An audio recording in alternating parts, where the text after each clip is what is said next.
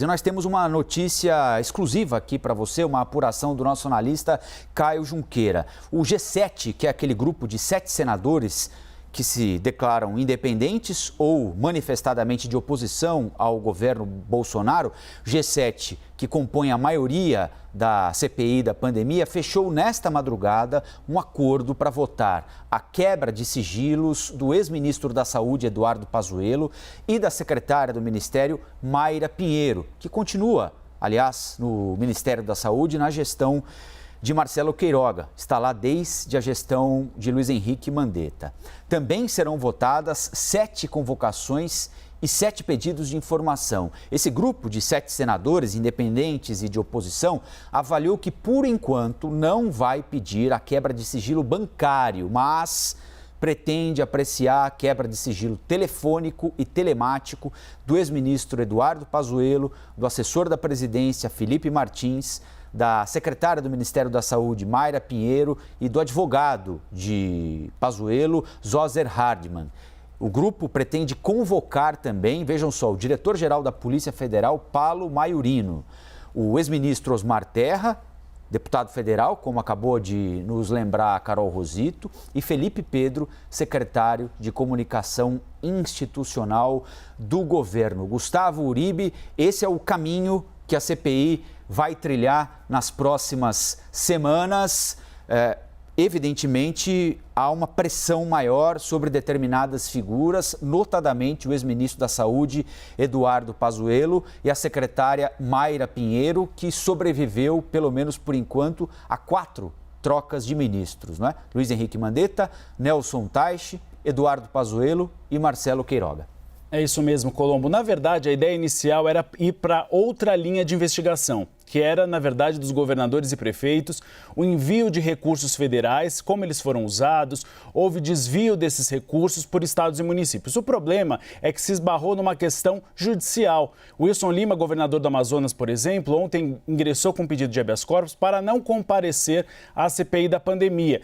E alguns governadores do país, ao total quase 19, ingressaram com uma ação, a DPF, no Supremo Tribunal Federal, para que eles não sejam obrigados a comparecer. Então, a CPI teve de se remodelar a um novo formato e a uma outra investigação, já que a linha dos governos estaduais e municipais, que tinham apoio dos 2 grupos da CPI, tanto da tropa de choque governista como do G7, os independentes de oposição, pode não seguir essa linha de investigação. Ela pode, na verdade, naufragar caso o Supremo Tribunal Federal decida que não há ou que eles não são obrigados a comparecer a uma comissão de inquérito por serem chefes do Poder Executivo, ou seja, eles não poderiam ser obrigados a prestar depoimento para um poder legislativo.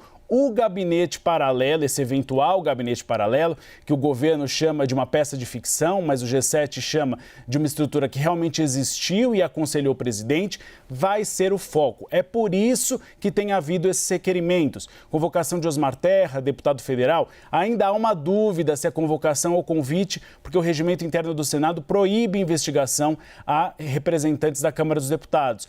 E também de outros membros, como, por exemplo, Paulo Zanotto, que há uma dúvida se vota hoje ou não, virologista. De novo, Nise Yamaguchi, se ela pode agora ser convocada e não convidada, porque a gente tem que lembrar, Colombo, que ela foi convidada, ou seja, ela não tinha um compromisso de falar a verdade. A ideia é que pode se agora convocá-la para que ela fale a verdade e seja obrigada a comparecer à CPI.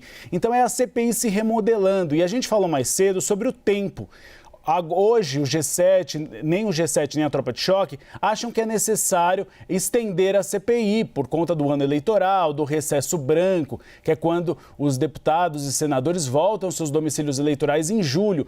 Mas há muitos novos elementos que vão levar a CPI, já estão levando a CPI a ampliar o número de dias para os depoimentos.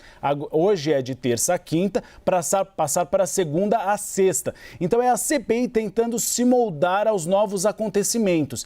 E esse gabinete paralelo virou uma nova linha de investigação, porque qual é a estratégia desse grupo dos senadores independentes de oposição? É chegar ao presidente Jair Bolsonaro. Dizer o quê? Que o presidente, na verdade, ele escolheu não ouvir os ex-ministros da Saúde, não ouvir as recomendações contra o tratamento precoce ou fechamento de contratos para vacinas em relação ao Ministério da Saúde e seguir a linha desse gabinete paralelo. Essa é uma estratégia para você chegar em alguns pedidos de indiciamento, ou seja, para você indiciar alguns nomes no relatório final para apresentar para o Ministério Público, para que o Ministério Público, caso localize e identifique que foram cometidos alguns crimes, ele apresente uma denúncia à Justiça. Então, o que agora esse G7 quer é, na verdade, identificar nomes que possam fazer parte desse relatório final e que possam ser eventualmente denunciados pelo Ministério Público. Então, é uma estratégia que vem se moldando. A CPI ela se molda dependendo dos próximos passos dados no país. Um caso é a Copa América, por exemplo, que antes, no início da semana e no feriado, era um foco central para a convocação do ex-presidente da CBF, o Rogério Caboclo, e aí agora que ele foi afastado temporariamente, mudou o foco. Então, é interessante a gente perceber essa dinâmica da CPI tentando se moldar. Então, para as próximas semanas, o foco é gabinete paralelo e tentar avolumar indícios de que talvez Pazuello cometeu alguns equívocos ao demorar para comprar a vacina da Coronavac, ao demorar para comprar a vacina da Pfizer. Então, é tentar avolumar indícios para chegar nesses focos até que se chegue ao presidente Jair Bolsonaro. Essa é a estratégia do G7. A tropa de choque que vinha defendendo que você devia convocar governadores e prefeitos, agora está um pouco desorientada na avaliação de alguns ministros palacianos. Eles acham que agora ela precisa adotar uma nova retórica caso esses governadores consigam na justiça não comparecer à comissão de inquérito. Eu estava conversando com o ministro palaciano há pouco, que estava falando da expectativa do depoimento hoje de Élcio Franco. Ele disse que Élcio recebeu um treinamento pelo Palácio do Planalto, assim como Eduardo Pazuello, e ele deve seguir na mesma cartilha de Eduardo Pazuello, ou seja, ele ainda é secretário da Casa Civil. Então, não comprometer o presidente Jair Bolsonaro, defendê-lo e ir naquela linha, Colombo, que a gente viu muito na linha de Eduardo Pazuello, das cláusulas leoninas do contrato da Pfizer, ou seja, que o governo não quis fechar antes o contrato da Pfizer